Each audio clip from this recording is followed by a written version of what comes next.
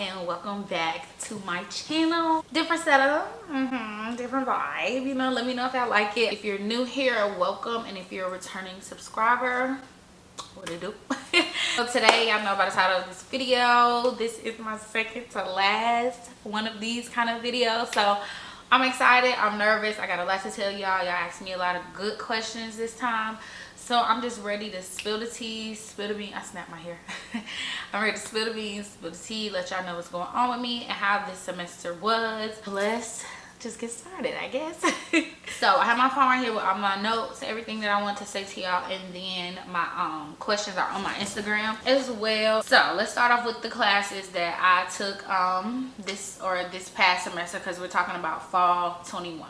So I had 5 classes. I had evidence-based practice, issues in contemporary nursing, nursing role in adaptive health, nursing of the childbearing families, and senior seminar 1. So those are the 5 classes that I had, and I'll just basically tell y'all what those classes like entailed, how did they go, the grade I got them in them, so on and so forth. So I ended because I don't know my semester GPA, I just go by my cumulative GPA because that's what matters to me. So I ended this semester with a 3.325. So like I always say in my videos every year, that's low to me, but it's really good because this semester is the semester that they use to determine if you graduated with honors or not, and I think you needed a 3.25 to graduate with honors, so I graduated with honors. So that was something that was always my goal, but you know, coming into school, but I just didn't know if I would ever be able to accomplish that, you know, being a nursing major, knowing how hard it is. So like I said, I ended with a 3.325, and I ended with an A in issues, the issues in contemporary nursing, and an A in evidence-based practice, and then I got a B in senior seminar, nursing of the childbearing families, and nursing roles in adaptive health. But basically, evidence-based practice is just that research, teaching us how to, you know, do things for our masters if that is your goal.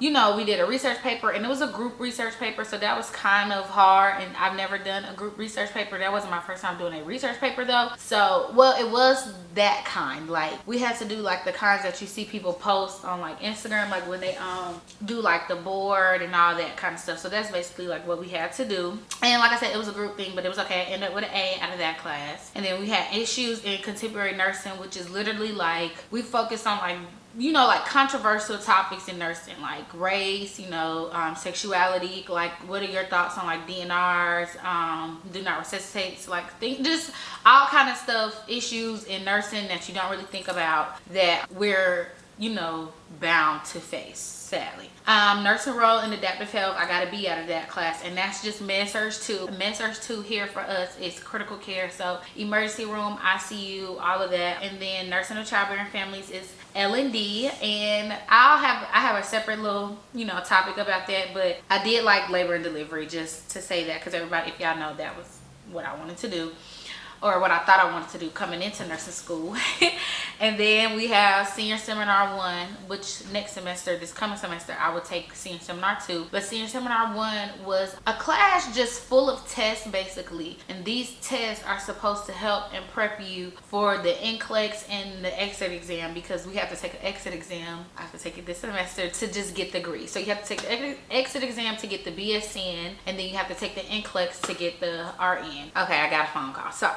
But so basically the adaptive, what was it? What is it called? What did I tell y'all it was called? Nursing role in adaptive health. That was just med-surg 2. So we had our clinicals in the emergency room and the ICU. So like 1 week, because at the hospital we were at, they have multiple ICUs, of course, like any other hospital, and then, you know, the ER. So he would take like 3 or 4 students in the ER with him, and then one of us would be on the ICU floor by ourselves for that night, because we did do that clinical at night, and that was my first clinical I've ever had at the nighttime. But basically, we would shadow the nurse and just basically see what kind of patients they had, you know, basic things you do at clinical. And surprisingly, I found my love for the ICU. Like, I was in the surgical trauma ICU, I went to the CV ICU, which is cardiac, I went to the COVID ICU, I went to the neuro ICU, and then I did the ER. I do like cardiac ICU. Something about the heart just clicks with me. Something about the the strips, the EKGs, those click with me. Not the EKG, but you know, the tele strips, that just clicks to me. So that was something that I liked, that I understood. You know, looking at the ventilators, I'm still not too good with the ventilator settings, but for the most part, once I feel like I review it from an NCLEX, it'll, you know, come right back. You know, I like the ICU. I liked having only 2 patients. I like the teamwork in the ICU field, because it was like, if I'm in my patient, hooking them up to this, doing this, you know, somebody else can go stop my drip, or, you know, just kind of help out. Or at least that's how it was at the hospital that I was in, and I really like that about them. I'm a little cold. It's a little sad, and it's something that you have to kind of grow a tough shell for, that I don't really have for yet. But we also went in the ER, and I only went in the ER like twice that semester. And the first time a man came in, he had a stroke, all of this, you know, all this stuff was going on. And I got a chance to see the neurosurgeon do burr holes, I think that's what it's called, to kind of drain the fluid off of his brain. And that was kind of cool. The only thing about the ER is organized chaos. But when I say chaos though, like, I think people will be like, oh, it's organized and everybody know what they're doing, everybody know what role to play, and you learn a lot of skills, blah blah blah blah, because we did see an array of things. However, it's chaos, and I don't really operate well with, you know, stuff like that. So that was the only thing. I don't know if I'm gonna do the ER, but I will apply to some jobs in the ER, because I think that's eventually going to be something good for me in the long run. Okay, so that's, you know, that. Labor and delivery. Y'all, like, and I'm gonna talk a little bit more about this in the video, and I'm sorry beforehand if this video is very lengthy. I'm trying to, you know, compress my thoughts, and I wrote notes. I love labor and delivery. Like, I just love women's health in general, and I haven't found anything that I just didn't like also while I've been in nurse school. So that's kind of something that's irritated me, because people are like, oh, you're not gonna like med-surg, you're not gonna like this, you're not gonna like that, and I'm like, I like that. Like, I like that, you know, like, people's like, girl, psych gonna be so scary, da, da, da. I love psych. Like, I love psych. So at our hospital, we had a labor and delivery unit, and they had a postpartum side. So you had the labor and delivery side this way, and that wrapped around with its amount of rooms, and then you had the postpartum that connected and wrapped around this side, and then the NICU was in the back, and the nursery. And they really didn't have a nursery because, for one, they didn't have a lot of patients that semester, like that few months we were there. So most of the babies were in the room. So the labor and delivery nurse sometimes functioned as the nursery nurse, and then the postpartum nurse, you know, kind of functioned as the nursery nurse, because there really wasn't enough babies for the nursery. So I think the very first day we did postpartum, and just seeing how little the babies were, and seeing, like, because don't get me wrong, it's not all cutesy, and that's one thing I think people, because one of the questions that somebody asked me was like, what is something that you think people should know about nursing, or those that want to go into nursing? It's not as cute and glammed up as people make it seem. Like, postpartum nurses still have to do a lot, and labor and delivery nurses have to do a lot, and it's not just holding babies, feeding babies, changing their diapers, you know what I'm saying? So I think that's something you need to consider if you like, oh, I want to work with babies, or I want to work in the NICU, because NICU are even smaller babies, but they're on ventilators. They have all these drips too, like adults in the ICU. They have you know, tiny veins that you have to start IV, you know. It's just so, and they're so critical. So that's something that I think people really should put into perspective about, you know, nursing, or like, if this is the career that you think you want to do, it's not all cutesy and glam or whatever. So we took care of our patient, we gave her her meds, made sure she was okay. You know, I felt the massage the fundus, if y'all, you know, that's always the answer to the question too, if you want to know. But felt like her uterus, see what it feels like, you know, see if it was contracting properly, you know, just assess her, ask her questions. So that was good. And then the next few times I was on the labor and delivery floor, I actually never got to see a delivery. The one delivery that happened while we were there, we had like just missed it, because they brought her in at like maybe 7 centimeters, and this was like her 4th or 5th baby, and that baby came out fast. So we got to see like the end of the delivery, but I haven't seen like a delivery. A lot of my other classmates, they saw a vaginal and a C-section, so I thought that was pretty cool. But yeah, I really do like labor and delivery. I really think that's where I want to end up, and I do still that kind of did motivate me to want to be a practitioner, to want to be the provider in that instance, because having a baby, like learning that all of the changes your body goes through, like each one of your body systems goes through a change when you're having a baby, and that's crazy. Like it's really like a miracle. So I really think like I want to become a provider so that, you know, I can just listen to like my patients, really take into consideration what they're going through, and it's like making sure that you and the baby get through your delivery. Okay, so that was something that a lot of people asked me, like, did I really like labor and delivery? Did it really, like, it pulled me in? But like I said, I still feel like I will find a place to be happy no matter where I get a job in, because it's something about every specialty that excites me. I don't really think I found my niche, but I've kind of have, or niche, however people say it, but I kind of feel like I have. Like, I really love women's health. So, and if you watch my if you watch my last vlog, and this is about to get real, so if y'all don't want to hear none of this, you can skip it. This semester was great. Like, I loved it. I love L&D. I love critical care. Like, I really never dreaded going to clinicals, so that was something that was new. And I had clinicals. My med-surg one was Tuesday night, and then my labor and delivery one was Saturday morning. And I also love my instructors. They were amazing. But I struggled, and I just kind of put a word for it because I saw it on TikTok, and I never really had. I'm trying not to sit like I'm cold, but my fan on in my living room. But I struggle with imposter syndrome. So let's Google it and see, so I could kind of, because I know I'm not going to be able to give a good definition. So on Google, imposter syndrome is or refers to an internal experience believing that you are not as competent as others perceive you to be, and basically you just feel like you're not capable of doing things or being in the place that you're in, or being in a situation or the space that you're in. So like I said, if you watch my last vlog, then you kind of know like where I'm going with this. But like, I was struggling to like okay, like, am I supposed to be here? Like, is this the space? Like, is this the right career for me? Like, oh my God, I'm really graduating. Like, I really just think it was life hitting me hard. And I also went through not a lot of situations, but y'all know, I think I don't know, I just had to kind of really come to terms with myself, because I feel like, you know, same old, trying to still be friends with these people, trying to still talk to this person, or still trying to, you know, do all these things that I feel like people expect that I should be doing. And it was kind of hard for me, because I'm like, I know I don't want to do these things. I know I don't want to talk to this person. I know I don't. But it's like, I felt like I had to, in a sense. And so I was kind of like struggling with social life, which I feel like I came to terms with. I never have a whole bunch of friends. I'll never be able to be cool with a whole bunch of people, because one, I don't like telling my business. That's not something that I like doing, and I'm gonna tell you how this relates to imposter syndrome.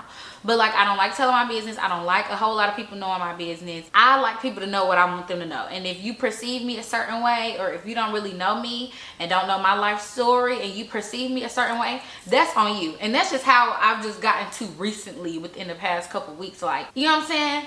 But I feel like the little friends I do have back home, and the few friends that I've met down here, they know we don't have to talk every day, you know what I'm saying, to be cool, or for me to still love you the same. Like, if I've had class all day, and if I've had a test today, and if, you know what I'm saying, I can't entertain, and I just can't, an hour and a half conversation about a boy, or about, you know, something that to me don't really hold no weight like this degree do, you know what I'm saying, because that's the goal at the end of the day. I can't do that. And so I think somebody who's my real friend, or who really wants to be in my life, they have to start understanding that, and I have to understand that for myself, to set boundaries. Like, I don't have to answer the phone every time. I don't have to talk, because I just don't have to. But I was starting to feel like okay, I'm about to graduate. I don't really have, I feel like, you know, people who I can just call up and be like, boom, let's go do this, because half my friends are still back home, and the friends that I do have here, we're all busy. We all are like doing big girl things, and I think that's just what kind of hit me. Like, Tiff, you're a big girl now. Like, you have to grow up. Like, the things that, like, there's no more going out and partying all the time.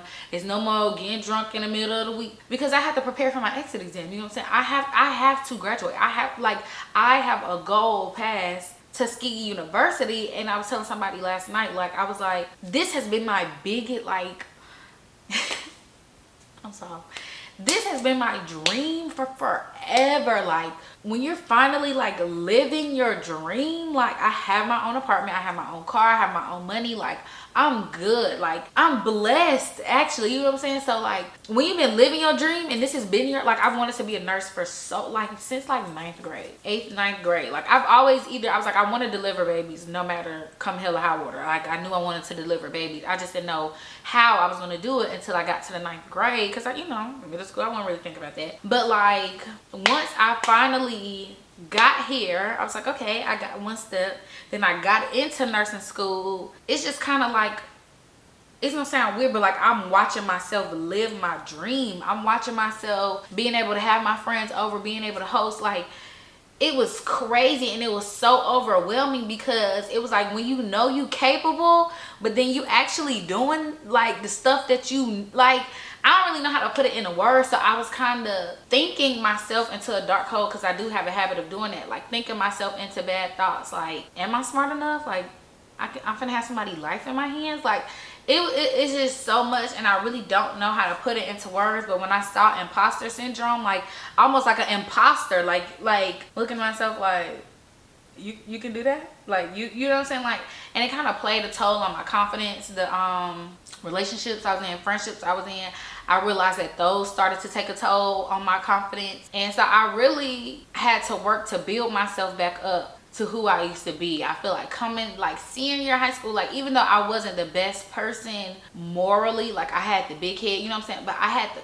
confidence to take on the world. You get what I'm saying? Like, I had the confidence to come to HBCU on my own strength. I had the confidence to go into the medical field when nobody else in my family, you know what I'm saying? I had the confidence to do all of these things to get me to where I am now. So why do I now feel like I'm not capable? Like, it, you know what I'm saying? So it was so weird finally figuring out what the problem was, why I was feeling so sad, why I was feeling so down. And now kind of, you know what I'm saying, like, I want to see what other people see in me. Like, everybody, like, you're so pretty, like, you know what I'm saying, like, girl, like, if only I could have half of the things you had. And I'm like, girl, I'm struggling, like, help me, you know what I'm saying?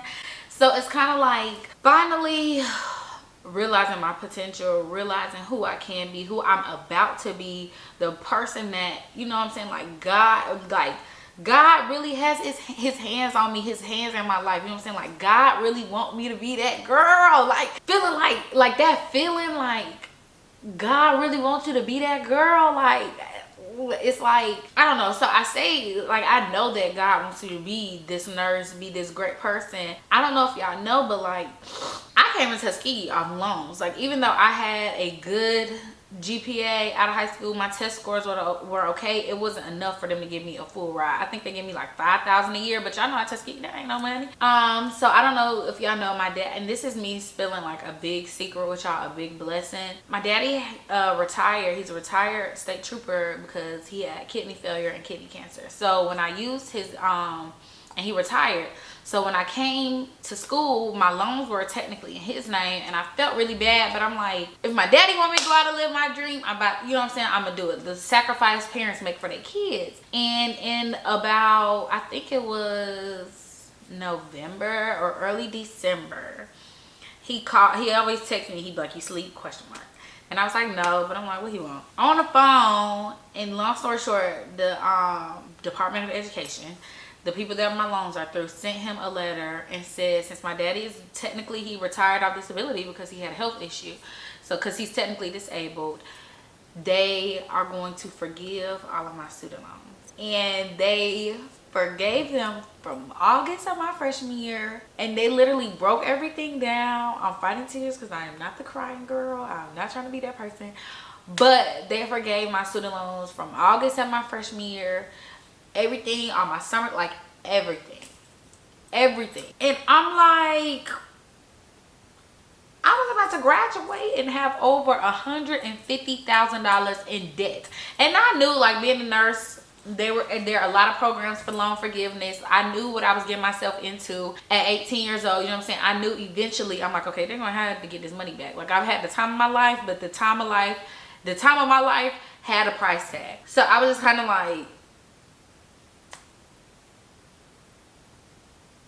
God, you love me like that? Like, you know what I'm saying? Like, it's just so crazy to feel like y'all know I was saying, like, I always wanted to know what my purpose. Like, if you watch every single one of these videos from beginning to end, y'all already know, like, stuff I've been saying, like finding my purpose, like figuring out, like, is this really what I'm supposed to be doing? And that was just kind of the icing on the cake. Like, it's all gonna be worth it. Like, when I tell you, when God wants you to be that girl, he's gonna make you that girl. And so I'm like, ugh, like, I feel like I could breathe. Like, after going through a semester, I'm like, my confidence was down. I was shot. I was sad. I really feel like I was depressed, but I don't want to say that because, you know, that's not a word you throw around lightly. But I was like, everybody living their best life. And you know, I always feel like that, but I'm like, you got to stay down for the come up. Like, you really have to. So it was just like, everybody living their life now. Everybody doing, eventually I'm going to be able to do the same thing, you know what I'm saying, if not more, if not greater, because I'm you know, I have a different kind of anointing. Ugh, I don't like really saying that, but you know, like a different kind of purpose. But I just wanted to share that with y'all because it was like my senior year of high school, like everybody was going to the little state school at home in Georgia State, and ain't nothing wrong with Georgia State, but I'm like, everybody go there. Like, I want a new experience. I want to meet new people. I want to, you know what I'm saying, get out my comfort zone, and to really have confirmation, not even from human beings, I feel like from God, that I'm doing the right thing. It was like, ugh.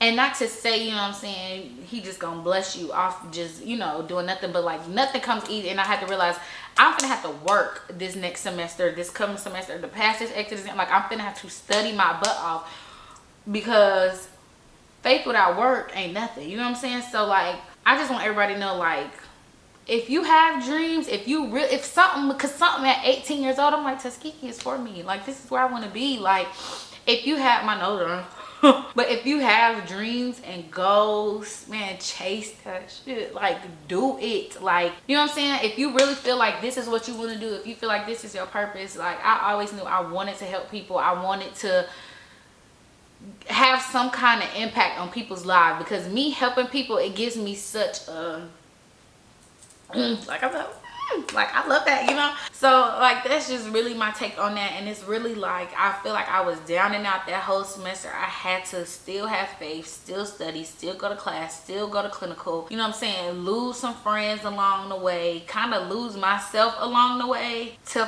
find who I am now. I want to stop talking about it because I keep tearing up and I'm a punk, but it's just, the feeling is crazy. Like, knowing that I'm about to be done, don't get me wrong, I'm very sad to be done with Tuskegee. Like, college is over. It's like, oh my God, you know what I'm saying? But it's a great feeling at the end of the day, you know what I'm saying? Like, I'm about to be a nurse. I'm about to be able to travel the world if I want to. I don't have no kids. Like, I literally can go and live my life and just be happy. And I'm happy. I'm so blessed, and I'm so grateful to have that. And I'm blessed for everything that Tuskegee has taught me, everything that it's shown me, because I feel like I wouldn't be who I am without, you know what I'm saying, being here for these 4 years. So that's crazy, but it's just like, I don't know, the feeling is like surreal. And so I think for a moment I was so overwhelmed and I was so uncomfortable that I started doubting myself. But then as soon as I was like, okay, I can't get myself out this hole. Like, I really wasn't able to dig myself out this hole. My daddy called me, he told me that, and I was like, that's exactly what I needed. So that's my message to y'all today. I'm done. So I got myself together. And I've answered mostly everything that I put in my notes. And then the thing that I had before I answer y'all questions on Instagram were, what are my plans for this coming semester? Pass my exit exam. No, but for real, pass my exit exam, have fun, you know what I'm saying? The little friends I do have, we can have fun occasionally when that, you know what I'm saying? But I just want to be happy. Like, I'm ready to graduate, take my pictures. Like, I'm ready to document this and show y'all, because I feel like me being down and out, I really don't have a lot of stuff from these past few semesters, because I've just been so sad and trying to, I feel like, find myself all over again. I'm ready to be back a little bit consistent on YouTube, you know what I'm saying? Let y'all know a lot more about nursing and what I do on a day-to-day basis. Do makeup. I love doing makeup. I love doing other people's makeup, you know what I'm saying? I'm ready to just do what Tiff wants wants to do, because for so long I either had to do this because of school or do this because this is what I thought my friends wanted to do. But now that I cut them off, I can do whatever I want to do. You know what I'm saying? Me and my 2, 3, 4 little friends, kicking it for real. So now let's go to the questions on Instagram, because it was a few. But okay, so like always, y'all give me a lot to work with. So where do you see yourself in 5 years in your career? I really don't know. I really feel like I can give a definite or for sure answer once I work at least for a year, because you have to work for a lot of these programs. They want you to work for at least 6 months to a year to get into a master's or a doctorate program. So then, you know what I'm saying, you have to have some type of experience. So either I'll be in a master's or a doctorate program. I really want to go to like a BSN to DNP kind of bridge program, just because I want the terminal degree anyway, or not terminal, but the as high as you can get. I want my doctorate. So either in the doctorate program or a master's program or travel nursing, because either I'm, you know, I might like the bedside, I may get burnt out. You never, you know what I'm saying, you never know. And I don't want to wish nothing bad on myself anyway, because like I said, a nurse role and the nurse practitioner's role, a provider and the nurse, is 2 totally different roles, and that's a big responsibility. And I also don't know if I'm ready for that. So in 5 years, I don't know, either in school again or travel nursing, because I do eventually want to go get the bag, because they getting paid $7,000 to $8,000 a week to do the same thing that the staff nurse is doing, and that is the tea, and I'm going to get the bag. Somebody said, how did you decide between becoming a nurse and a doctor? And I think that's a great question that a lot of pre-med, pre-nursing, pre-pharmacy, pre-dental, like a lot of people, you need to do research. For one, like when I entered high school and we had like the little pathways, and I decided on nursing, and I was like, okay, if this is what I want to do, I need to do the research. I need to figure out what kind of career they have, the kind of lifestyle choice that you want to live. Like, do you want to be at home raising kids? Do you want to be able to pick your kids up from school? Or do you want to be able to afford a nanny, but you're not spending that same time with your kids? You know what I'm saying? That's something I feel like at 18, I really did early. And once I discovered the nurse practitioner, and of course that isn't a doctor, but they can still prescribe medicine. You can still see your own patients. You can still open your own practice. You can still do minor surgeries and things. You know what I'm saying?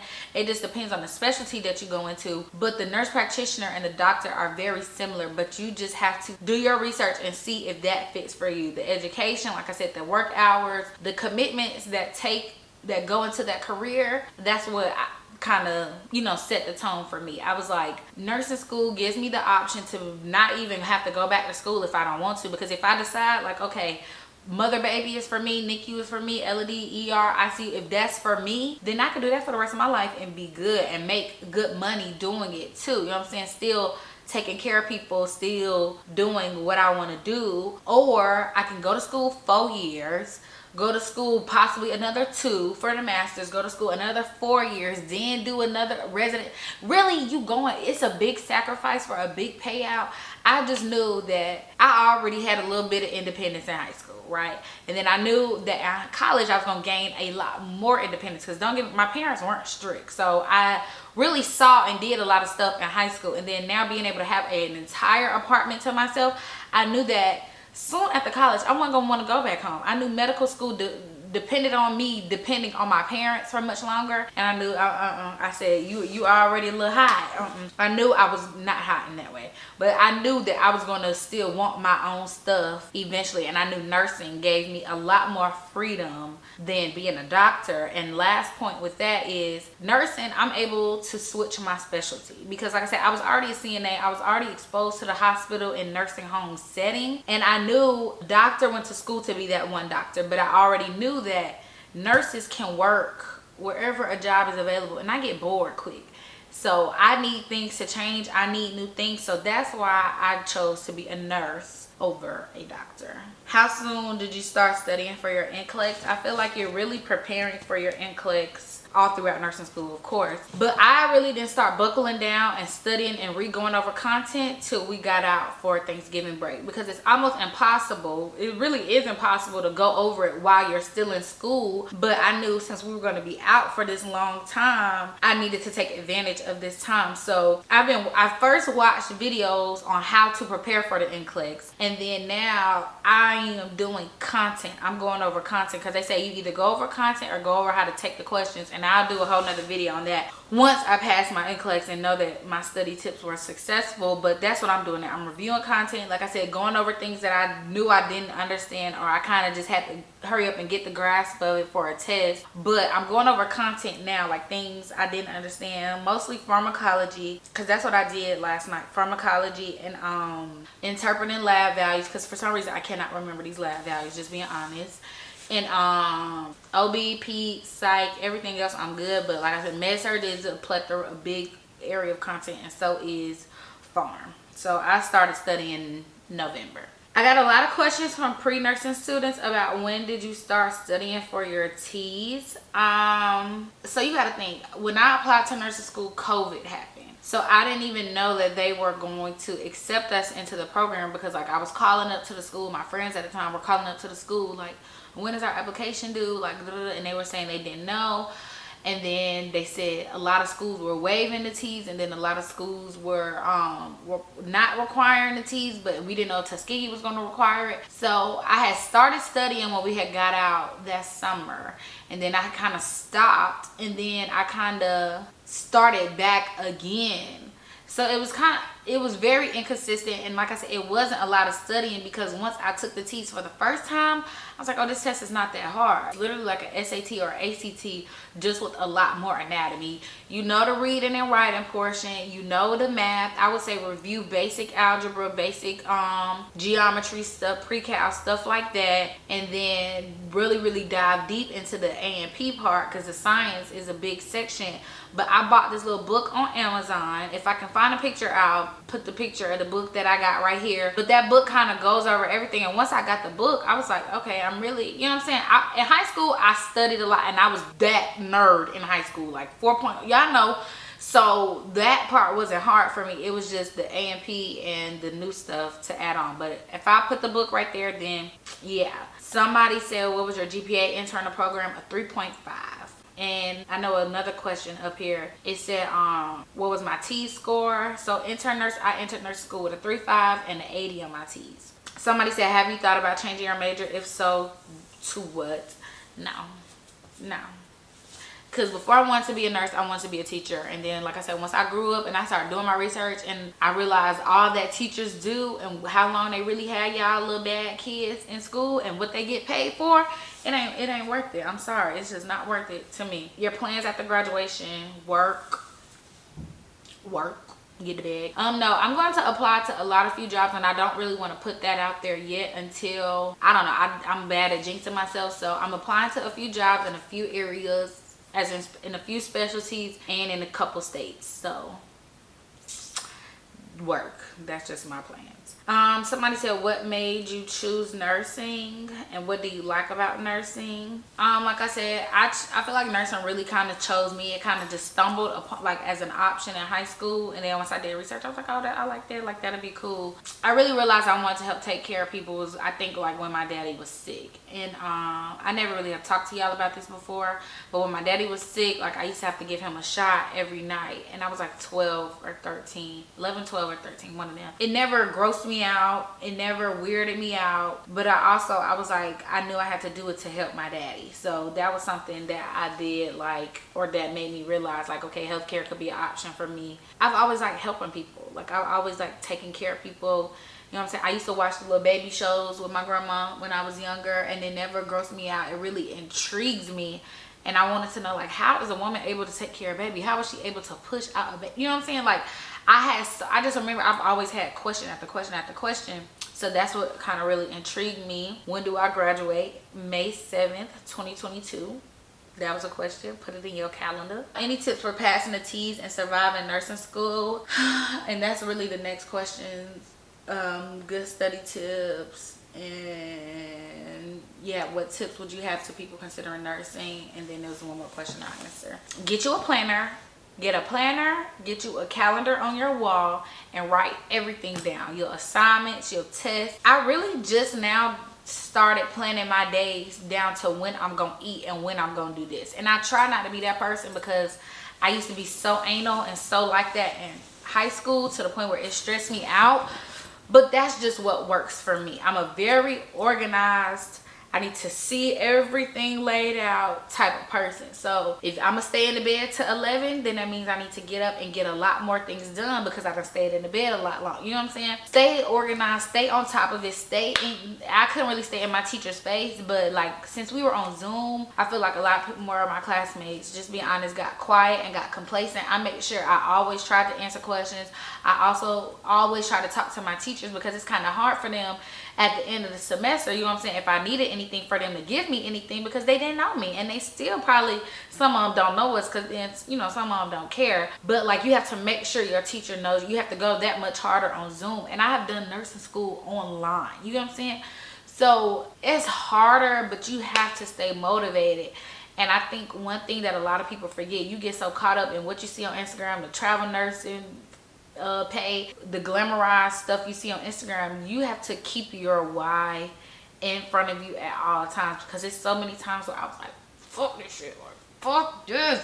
But I knew for one, I didn't have another option, and I knew for two, this is really what I want to do. And if I stick to it, like, you gotta just be disciplined. That's really all it is, like, and have faith in yourself and have a higher power. If y'all don't believe in God, if you don't pray, but like I have my why, and I'm like, I know God got me. Like at the end of the day, I'm like, okay, you know what I'm saying? But you still have to put in that work. You still have to study.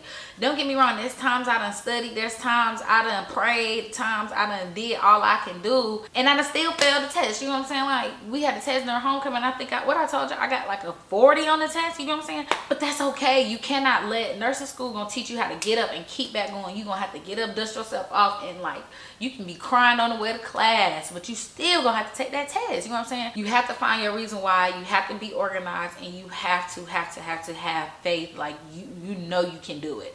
That weak-minded, sad stuff that this new generation does, I'm just be honest with the, it's okay. Oh, sweetie. The teacher's not doing that, and at least mine didn't. And the doctor's not gonna do that in the hospital. When you call in to tell them report, you know what I'm saying? Like it's so much stuff that my teachers have told us. I'm like, it was mean, but they're trying to prepare us for the real world, and that's all. So last question, and what gives you the motivation? What gives you the motivation to see it through? My family, because like I said, my sister is in medical school, so I'm technically not the first, but I'm technically the first to be done. So I'm gonna take the crown.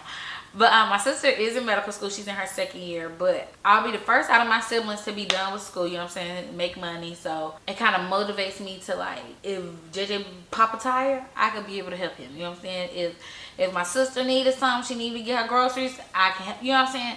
And I think that's just my nature in general though, but like my family is my why. Like this degree is for everybody, like everybody. So I'm the first person to go to nursing school, and the first medical professional, me and my sister in my family in general.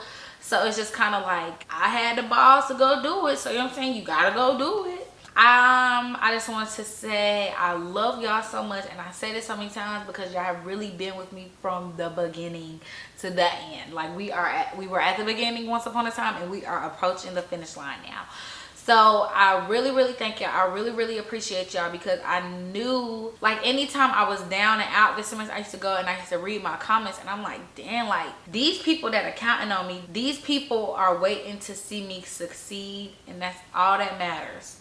So I love y'all, and I thank y'all for the positivity. I thank y'all for watching me through this journey. I thank y'all for watching me grow up. I thank y'all for accepting me for who I am.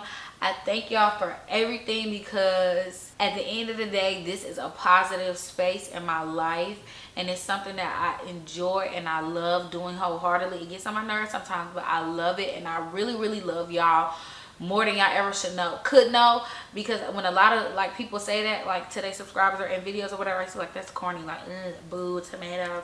But no, like I really love y'all, because y'all love me for me, and that's all that matters. So Next time I see y'all, I'll officially be started school. I'll be, you know, on the way to success, and I can't wait to document this semester so y'all can see it. And for me too, we got senior pictures, graduation pictures, cap and gown pictures, all kind of stuff. But I love y'all, and again, thank you so much, and I'll see y'all in my next video. Peace.